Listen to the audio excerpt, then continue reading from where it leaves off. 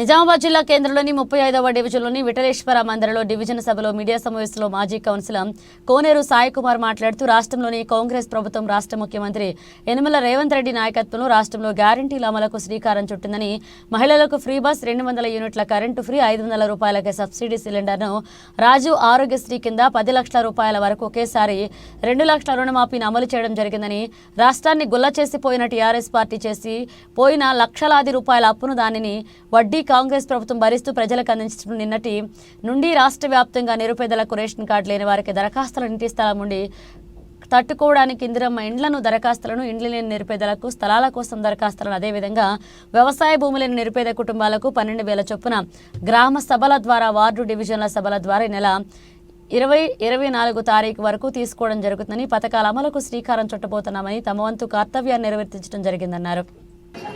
Ward సభ జరిగింది. ఈ సందర్భంగా జనాలు ముఖ్యమంత్రి రేవంత్ రెడ్డి గారు ఇచ్చినటువంటి సదావకాశాన్ని ఈ యొక్క వార్డు సభ ద్వారా ప్రజలందరూ ఉపయోగించుకుంటున్నారు. పొద్దున 8 గంటల నుంచి 12 గంటల వరకు ఉదయపూర్ జరిగినటువంటి ఈ యొక్క వార్డు సభలో జనాలు ఎక్కువగా నిరుపేదలు, పోటీకి లేని వాళ్ళు, తర్వాత బిలో పావర్టీకి దిగువన ఉన్నటువంటి వాళ్ళందరూ కూడా రేషన్ కార్డు కోసం అప్లై చేసుకోవాలని, నిజమైన లబ్ధిదారులు రేషన్ కార్డు లేని వాళ్ళు రేషన్ కార్డు కోసం అప్లై చేసుకోవాలని రేవంత్ రెడ్డి గారు సూచించిన మేరకు ఈరోజు రేవంత్ రెడ్డి గారు పిలుపు మేరకు ఈరోజు అందరూ కూడా రేషన్ కార్డు కోసం అప్లై చేసుకోవడం జరిగింది. అదేవిధంగా ఈరోజు 200 యూనిట్ల కరెంట్ని కూడా ప్రజలు ఫ్రీగా ఉపయోగించుకుంటున్నారు.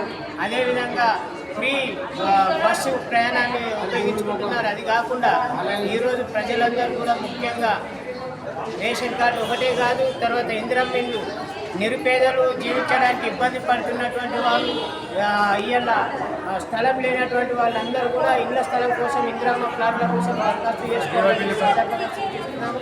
ఇల్లుండి ఖాళీ స్థలము ఉన్నవారు ఇందిరమ్మ ఇళ్ల కోసం దరఖాస్తు చేసుకోవాలని, అదేవిధంగా కార్మికులు, వ్యవసాయం లేనటువంటి వ్యవసాయ కార్మికులు వారి యొక్క భరోసా, ఇందిరమ్మ భరోసా పథకం కోసము దరఖాస్తు చేసుకోవడం జరిగింది. ఉదయం నుంచి జరిగినటువంటి కార్యక్రమంలో ప్రజలు అత్యధిక సంఖ్యలో పాల్గొని తమ యొక్క విజ్ఞాపనలు అందజేయడం జరిగింది. కాబట్టి ఈ యొక్క సదావకాశాన్ని కల్పించిన రాష్ట్ర ముఖ్యమంత్రి రేవంత్ రెడ్డి గారికి ఈ సందర్భంగా ధన్యవాదాలు తెలియజేస్తూ ఉన్నాం. సత్వరమే ఈ నెల 26వ తారీఖు నుంచి అమలు కాబోతున్నటువంటి పథకాల గురించి కాంగ్రెస్ పార్టీ తీసుకున్న నిర్ణయాన్ని ప్రజలందరూ కూడా హర్షిస్తున్నారని సందర్భంగా తెలియజేస్తున్నాం.